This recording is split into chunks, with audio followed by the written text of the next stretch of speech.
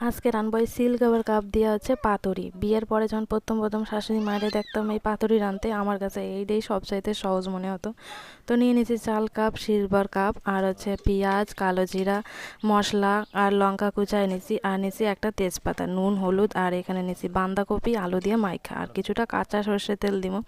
আর মশলার মধ্যে ছিল আদা, রসুন, পেঁয়াজ, জিরে, ধনে, শুকনো লঙ্কা সব একসাথে ভালো করে পেস্ট করে নিয়েছি। আর কড়াই গরম হইলেই কড়াইতে ঢালে দেবো, আর তারপরে ঢাকা দিয়ে দেবো। তেল একটু অল্প মনে কম হইলে তারপরে আরও একটু তেল দিয়ে ভালো করে জ্বালায় নেব। এক পিঠ ভালো করে যখন পোড়া পোড়া হয়ে যাবে উল্টায় নেব।